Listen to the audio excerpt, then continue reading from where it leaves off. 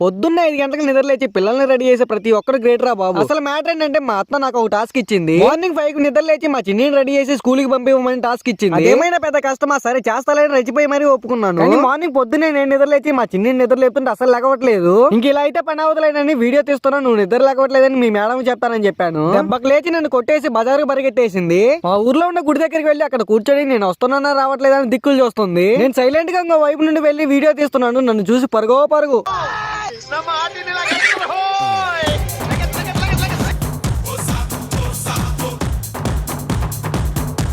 ఈరోజు మొత్తానికైతే స్కూల్ బొంగొట్టాలని చూసింది, కానీ మా అత్త వ్యాన్ వచ్చే టైం అయిందని లాక్కొని వచ్చేసింది. చిన్నగా బ్రష్ చేయించాను, స్నానం చేయమంటే చేయనని వేసింది.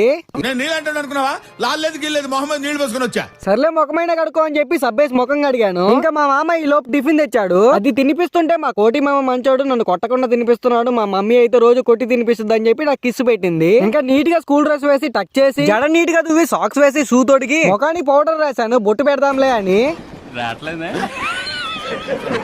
ఆ బొట్టు పిల్ల స్టిక్కర్ 10 నిమిషాల నుంచి తీస్తున్నా కానీ రావట్లేదు. లేడీస్ ఆ స్టిక్కర్ ఎలా తీస్తారో ఏమో కానీ చాలా ఫాస్ట్ గా తీసేస్తారు. ఇంకా బాక్స్ ఫుడ్ పెట్టేసి బాటిల్ లో వాటర్ పోసేసి క్యారేజ్ బ్యాగ్ లో అయితే పెట్టేశాను. మా చిన్ని వ్యాన్ వచ్చేసిందని బ్యాగ్ క్యారేజ్ బాక్స్ కూడా వదిలేసి వ్యాన్ దగ్గరికి పరిగెత్తేసింది. ఈ రోజుకి నా పని కూడా అయిపోయింది. ఇంకా వెళ్ళొస్తాను, బాయ్ బాయ్. మీరు కూడా వెళ్లే ముందు సబ్స్క్రైబ్ చేసి ఫాలో కొట్టి వెళ్ళండి.